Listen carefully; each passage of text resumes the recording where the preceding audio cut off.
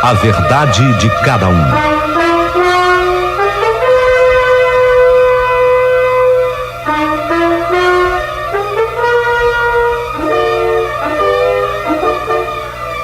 A grande pergunta é: será que houve ou ainda não aconteceu o famigerado aborto da minha filha Magda? O nosso coração, meu e do meu marido Ricardo, nossos corações estavam acelerados. Pareciam até que iriam sair do nosso peito.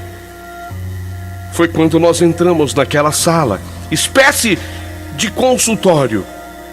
Como eu já havia narrado, não havíamos respeitado absolutamente nada, nenhuma parada, nenhuma recepção, ninguém que tentasse nos parar. A gente foi entrando como deu. Nós precisávamos encontrar a Magda. E quando nós entramos naquela sala espécie consultório, nossa filha Magda estava lá, deitada numa maca. O soro no suporte espetado na sua veia. Magda tomava soro. Mas e o aborto? Será que já tinha acontecido? E o aborto? Será que tinha acontecido?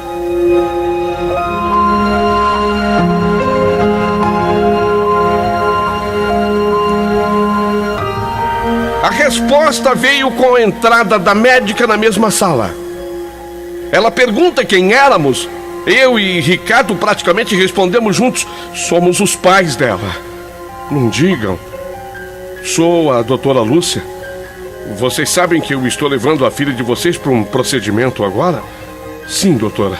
Sim, nós sabemos bem, inclusive, qual é o procedimento. E nós estamos aqui para impedir que isso ocorra.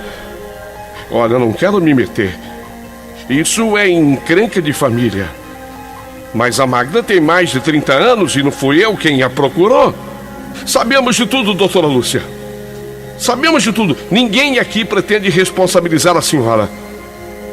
Mas esse aborto não vai acontecer. Senão... E a Magda, nessa hora, quando falamos o senão, a Magda, nossa filha, interveio. Mãe e pai, mas vocês sabem que eu não posso levar essa gravidez avante. Eu corro risco, mãe e pai, eu corro risco de perder meu casamento. E isso eu não quero, é a última coisa que eu quero no mundo. Filha, mas você deveria ter pensado nisso antes. Agora é tarde demais. E essa criança, minha filha, precisa nascer.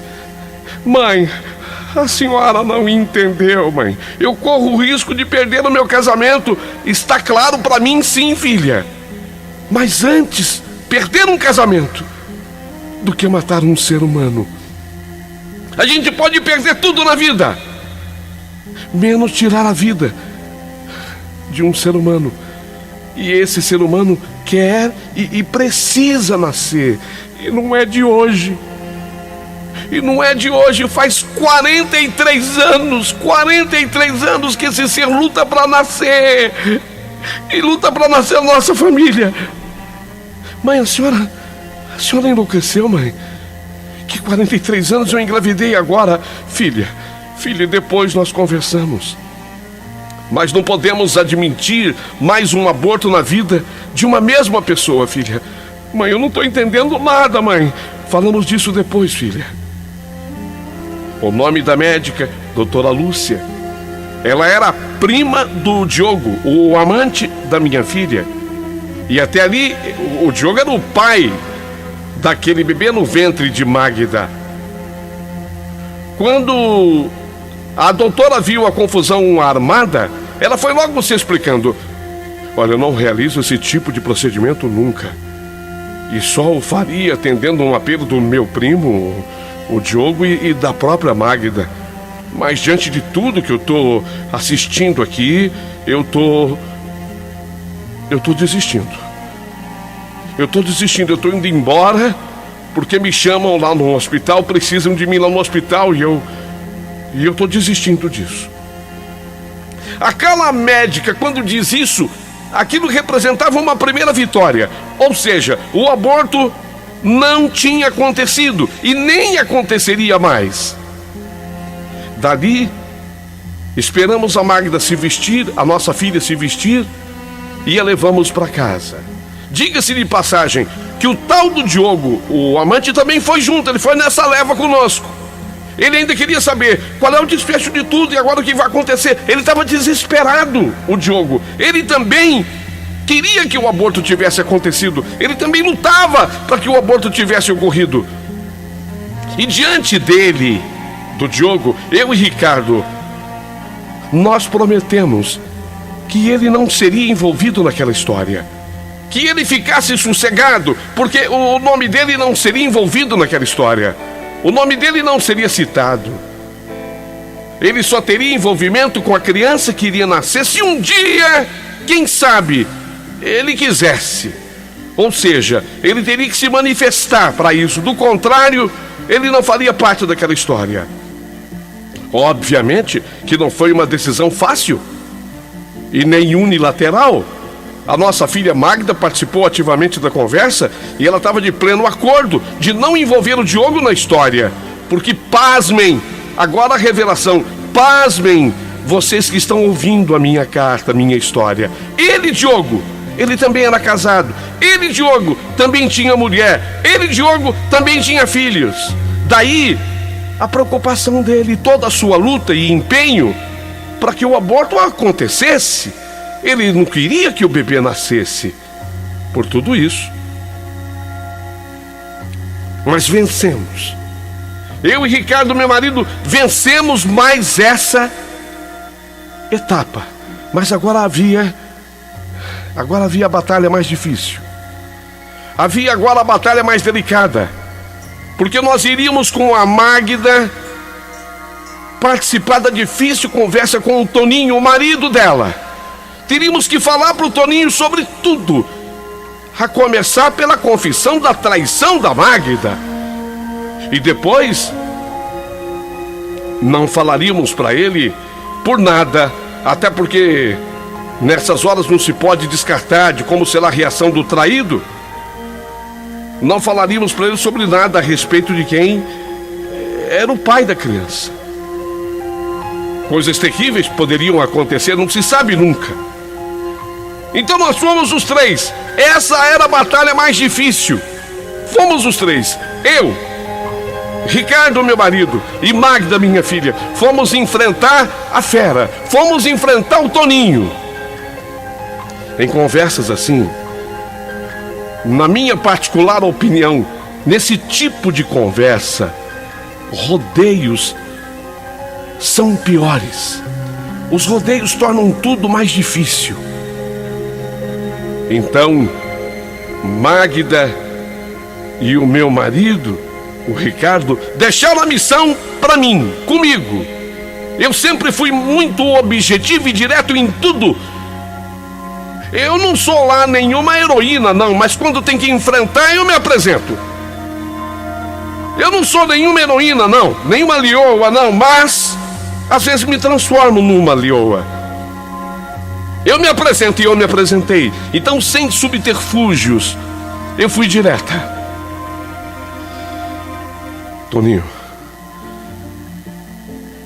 Toninho, você sabe o respeito que eu tenho com você como meu genro. E existem realidades da vida que precisam ser enfrentadas, Toninho. São verdadeiras batalhas onde se sabe de antemão que não haverá vencedores, que todos perderemos. E você terá que ser o mais compreensível dos homens agora com o que eu vou te falar. Nossa, sogra, tá me assustando. Mas você vai ter que ser o mais compreensível dos homens com o que eu vou te revelar. A minha filha está grávida, Toninho. Ela está grávida e infelizmente o filho não é seu. Mas eu, como mãe, imploro, Toninho, o seu perdão. Primeiro, em nome da minha filha. E depois em nossos nomes como pais. Você não imagina o tamanho da vergonha que sentimos nesse momento, Toninho. mas temos que enfrentar essa dura realidade, porque dela não dá para fugir. Era isso, Toninho. A reação do Toninho foi péssima, e nem poderia ser diferente. Ele se sentia humilhado, ainda mais diante de mim e do meu marido. Mas tanto eu quanto o Ricardo o abraçamos nessa hora e fizemos com que ele se sentisse amparado, como se de fato ele fosse nosso filho e não um genro, como se ele fosse nosso próprio filho e não um genro. Nós o abraçamos e ele sentiu que o abraço era fraterno, era sincero, era verdadeiro, e ele chorou nos nossos braços, feito um menino. A sua dor foi grande e bastante profunda. Lógico, ele quis saber sobre quem era o amante, quem era o responsável pela criança no ventre de Magda. Mas tal qual havíamos prometido pro tal do Diogo, nada dissemos, nada revelamos nesse sentido. Para Toninho, falamos que se tratava de uma pessoa que não merecia sequer ser citada na história. Era um zero à esquerda, porque ele também era casado, e de fato era. Ele também era casado, pai de outros filhos, e que havia contribuído sim, mas apenas por um crime, um aborto. Crime esse que as duras penas nós havíamos conseguido evitar. Nós havíamos conseguido evitar. Ao final de tudo, ele, o Toninho, ele pediu um tempo. Perfeitamente compreensível. Não dava para ele tomar uma decisão ali, naquela hora, naquele instante. Apesar de muito nervoso, de muito tocado, de muito ter chorado em meus braços e nos braços do meu marido, ele pediu um tempo. Não podia tomar uma decisão precipitada. Ele precisava ficar sozinho. Concordamos com ele. E nesse dia então, a Magda, nossa filha, foi para casa e levou consigo a Érica, a filha linda dela, nossa neta de 7 anos. A Érica foi junto. Testemunhamos de perto durante toda a gravidez o sofrimento de Magda. Ela sofria muito, se alimentava muito mal, apesar de grávida. Normalmente a mulher assim, nesse estado, tem sempre um excelente apetite, mas ela comia pouquíssimo e começou, ao invés de engordar, o que é natural também nesse estado, ela começou a emagrecer. A Magda, depois de ter engravidado, começou a emagrecer. Tememos pela gravidez. O médico que cuidava dela dizia que ela corria risco de perder o nenê se não comesse, se não se alimentasse. Ela estava muito fraca. E eu percebia que essa fala do médico, de que ela poderia perder o nenê se não se alimentasse, essa fala do médico, ao invés de ajudar, ao contrário, talvez aquilo fizesse até a Magda comer menos ainda, já que o aborto não havia acontecido de maneira forçada, mas e se acontecesse de maneira natural? E se acontecesse de maneira natural? Eu percebi logo o que acontecia, e eu falei com o Ricardo, meu marido, e nós resolvemos então abrir o jogo total com a Magda.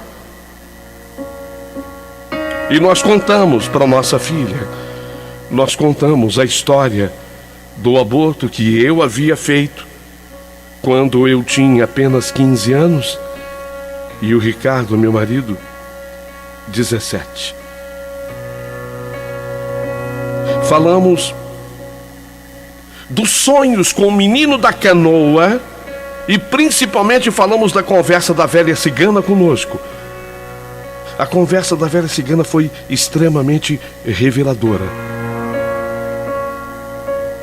Fizemos isso sob forte emoção, porque era necessário convencer a Magda sobre todo o apelo espiritual que havia naquela sua gravidez. Havia todo um apelo espiritual, sobrenatural, que vinha desses mistérios da vida e que nós não tínhamos cabeça para entender. Era uma história real sobre um ser que tentava nascer em nossa família havia 43 anos. Magda, minha filha, você não tem a menor culpa nisso tudo. Faz 43 anos que esse menino quer nascer na nossa família. 43 anos. E estava confirmado que era menino. Já sabíamos. Apenas o exame de ultrassonografia confirmou. Faz 43 anos, Magda. E para não continuarmos em pecado mortal, nós tínhamos essa missão agora, de permitir, depois de 43 anos, que ele nascesse. Finalmente, a história contada por mim e pelo Ricardo, sob muita emoção e com muitas lágrimas, tocou no profundo da Magda, nossa filha. Ela ficou extremamente comovida. E naquele dia mesmo, depois de tomar as vitaminas passadas pelo seu médico, ela tomou a sopa que eu havia feito especialmente para ela, uma sopa de mandioquinha, temperadinha com um cheiro verde, que ela amava.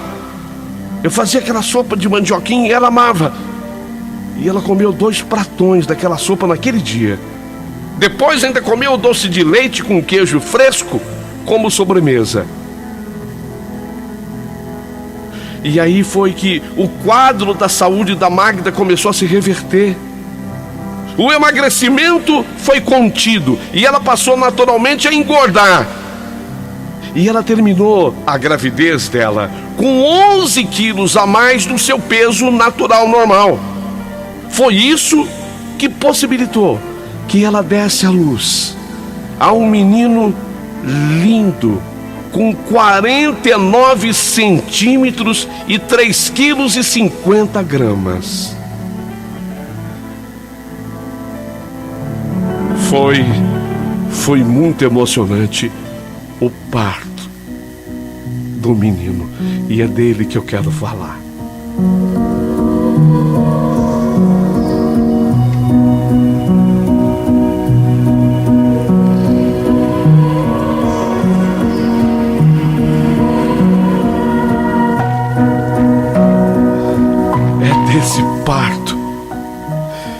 É desse parto que agora eu vou falar. Eu fiz questão de assistir ao nascimento do menino. E quando eu escutei o choro do nenê ecoar naquela sala de parto, aquele chorinho típico dos recém-nascidos, eu quando ouvi aquele choro, eu chorei também, tão sentida. As minhas lágrimas eram divididas pelas emoções do sentimento e da alegria. A minha filha também se emocionou ao ver o Diógenes. Eu faço essa divisão do nome, já eu explico, Diógenes. Esse era o nome. Presta atenção, é que na época em que nós teríamos dado à luz aquele menino, havia já um pouquinho mais de 43 anos agora. Naquela época, nós havíamos pensado em dar esse nome para o menino, Dior. Dior era o nome do estilista francês, que eu achava lindo esse nome, então eu queria colocar o nome de Dior. E o Ricardo, meu marido, ele somou o complemento genes, que segundo ele lembrava genética, também remetia a gênio, genes, então Diógenes. A minha filha, a Magda, o segurou ainda sujinho não, eu nem posso usar essa expressão, é como os bebês nascem, com aquele líquido natural do parto. Ela segurou ele daquele jeito. Depois ela me passou a criança, e eu também quis viver a mesma emoção. Segurei ele daquele jeito, com aqueles líquidos naturais do parto, como se ele tivesse acabado de sair das minhas entranhas, como se ele tivesse acabado de sair de mim. E ao segurá-lo no meu colo, assim no meu colo, eu comecei a chorar. E eu olhei para ele e eu disse o nome escolhido há tantos anos, mais de 43 anos agora: Diógenes. Você é o Diógenes. Você é o meu filho. Você é o meu filho. Desculpa pela demora, Diógenes. Desculpa. Desculpa pela demora. Desculpa. Mas que bom ter você aqui, Diógenes, meu filho, nos meus braços. Que bom. O bebezinho,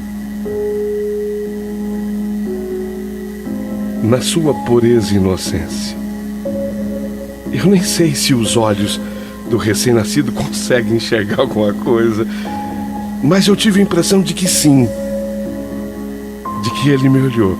Tive essa impressão. Da maternidade, voltamos para minha casa. Dali nós fomos direto para minha casa. E a minha filha tinha um bom papel com a criança. Mas de verdade, a Magda nunca se sentia a mãe de verdade do nenê. Até porque eu me desdobrava para isso. Mas não posso esquecer que o Ricardo, meu marido, ele também fazia o papel do pai. E que pai! Aqui eu preciso dar uma pausa na minha história para falar do casamento da minha filha com o Toninho. Eu preciso explicar esse detalhe. O Toninho, o meu genro, todo desgostoso com o havido na traição. Não é fácil para ninguém enfrentar uma traição. Eu não quero ser machista, mas eu tenho a impressão que para o homem, o homem atingido realmente no seu orgulho, a gente não pode ignorar a educação machista que se recebe. A gente vai construir uma nova história daqui para frente, ok? Mas existe uma história anterior. Ele todo desgostoso com a vida na traição da Magda em relação a ele. Ele havia solicitado uma transferência para Manaus. A empresa para a qual ele trabalhava aqui no sudeste do Brasil tinha sua matriz em Manaus. E ele se transferiu para lá, para ficar longe. Sabe quando a pessoa escolhe ficar longe dos problemas? Como se isso fosse a solução. Se transferiu para lá. Mas a verdade foi que a felicidade não o acompanhou. Ele foi, mas a felicidade não o acompanhou, porque o Toninho sempre amou a Magda de verdade, e a Érica, sua filha, e elas continuavam aqui. Quando o Diógenes, o bebê, fez 4 meses, aconteceu aquilo. A Magda veio ter uma conversa comigo. Ô mãe, oi filha, eu preciso ter uma conversa muito séria com a senhora. O que foi, filha? Mãe, o Toninho conversou muito comigo ontem e eu acho que nós chegamos a um acordo. Ele quer que eu vá para Manaus, mãe. Não diga, filha. Ele quer reatar? Quer. Que bom, filha. Ele não me esquece, mãe, e eu muito menos o esqueci. E eu consegui convencê-lo do quanto eu tenho sofrido aqui sem ele, e do quanto ele também estava sofrendo sem mim, e do quanto eu estou arrependida. E eu quero muito ir para lá, mãe. E eu vou levar. Nessa hora, quando ela falou, e eu vou levar, nessa hora eu senti um baque no coração. Meu marido Ricardo, que estava ao meu lado, também sentiu e arregalou os olhos. Então eu que sempre fui de enfrentar nessa hora, falei: fala, filha, você vai levar quem? Você vai levar quem, filha?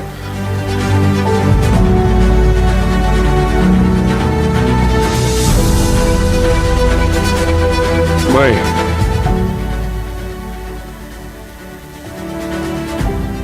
eu vou levar a Érica, nossa filha. Sim.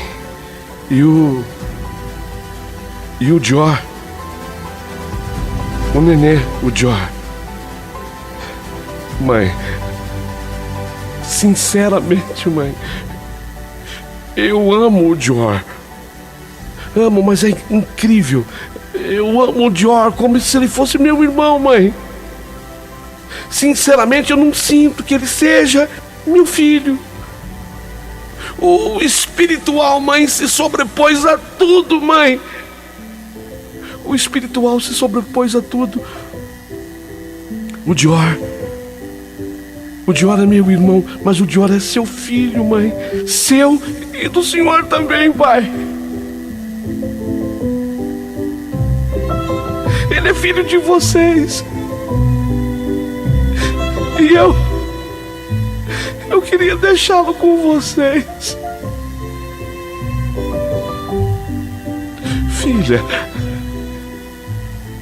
Filha, você fala sério?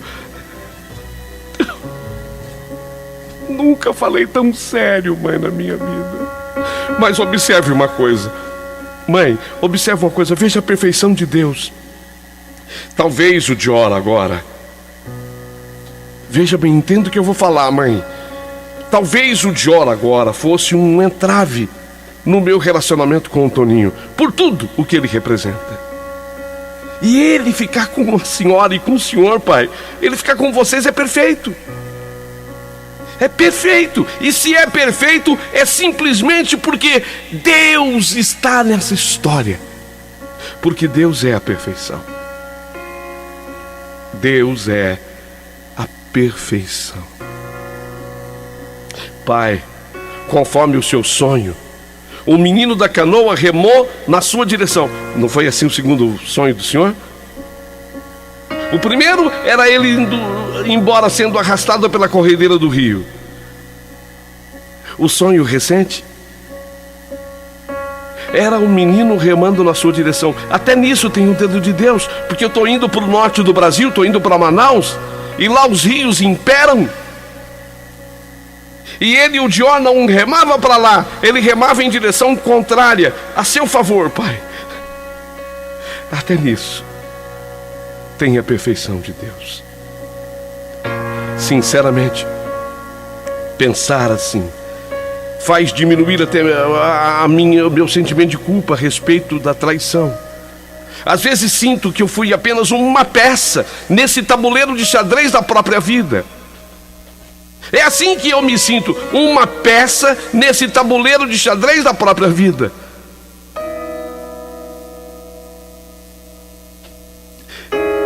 A senhora está de acordo, mãe? Está de acordo, pai? Nossa, como falou bem a Magda, nossa filha. Eram palavras que provinham do Espírito Santo, de Deus. Ele era, o Espírito Santo de Deus era a inspiração. E assim foi feito. A minha filha reata com o marido Toninho e vai para Manaus, com a filha Érica, a minha neta linda.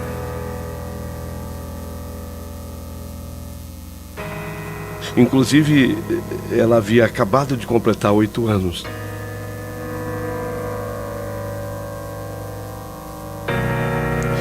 E como tinha que ser, deixou comigo o Jor. 4 meses ele tinha. Simplesmente porque de verdade vê o que é a vida. ver o que é a vida, porque o Dior de verdade, ele sempre foi o nosso filho. Ele apenas foi impedido de nascer naquela época. Havia pouco mais de 43 anos. Mas fez questão de nos pertencer. Há um detalhe que eu vou revelar agora. Ele faz aniversário, o Dior, no mesmo dia do meu marido. Até isso, dia 2 de agosto, no mesmo dia do meu marido. Ele fez 7 anos e o Ricardo, meu marido, no dia que ele fez 7, completou 71. Chama a mim de mãe, o Dior. E chama o Ricardo, meu marido, de pai. E o nascimento desse menino representou a paz para toda a nossa família. Se houve um princípio de batalhas que jamais se transformaram em guerra, na geração dele, depois do nascimento dele, tudo se encaixou, tudo foi paz. Como disse a minha filha, porque Deus é perfeito, e onde Deus está, a perfeição é absoluta. Essa era a história que eu tinha para contar. E como eu gostaria de, a partir de agora, aqui nesse canal, ter o seu comentário, que para mim será fundamental.